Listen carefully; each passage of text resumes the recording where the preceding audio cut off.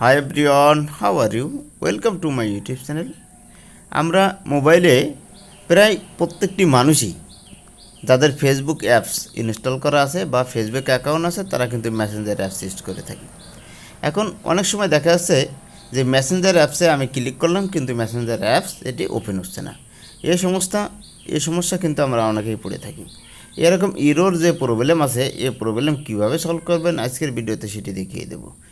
তাহলে চলুন ভিডিওটি দেখে আসা যাক। এর জন্য যে কাজটা করতে হবে, ফার্স্ট আপনাকে আপনার মোবাইলের ডিসপ্লেতে আসতে হবে এবং এরকম সেটিং আইকন খুঁজে বের করতে হবে। এখানে সেটিং আইকন খুঁজে বের করার পরে আপনি এখানে ক্লিক করবেন।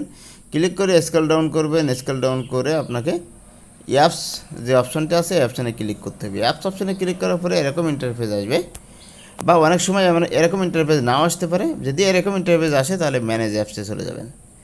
ম্যানেজ অ্যাপসে যাওয়ার পরে আপনার মোবাইলে দেখা সকল অ্যাপসগুলো এখানে শো করতে থাকবে। এখন অনেক সময় দেখা যাচ্ছে ম্যানেজ অ্যাপসে ক্লিক করার পরে এরকম অপশন চলে আসবে, আবার অনেকের যা অ্যাপসে ক্লিক করার সঙ্গে সঙ্গে এই অপশনগুলোতে চলে আসবে। উপরের দিকে আপনি সার্চ একটি অপশন দেখতে পাবেন। এই সার্চ অপশনে আপনাকে লিখতে হবে মেসেঞ্জার। মেসেঞ্জার 2-3টা ওয়ার্ড টাইপ করার সঙ্গে সঙ্গে মেসেঞ্জার অ্যাপ চলে আসবে। এখন আপনি মেসেঞ্জারে ক্লিক করবেন। এখানে ক্লিক করার পরে আপনি নিচের দিকে ক্লিয়ার নামে একটি অপশন দেখতে পাবেন। এই ক্লিয়ার অপশানে আপনাকে ক্লিক করতে হবে।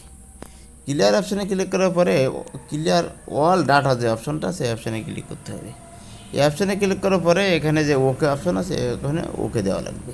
ওকে দিলে কিন্তু আপনার যে প্রবলেম ছিল মেসেঞ্জার ওপেন হচ্ছিল না সেটি সলভ হয়ে যাবে। যেহেতু আমার এই সমস্যা নাই আমি এটি ওকে করলাম না। যাদের আপনাদের এই প্রবলেম আছে তারা আপনারা ওকে করবেন। ওকে করার পরে চলে আসবেন।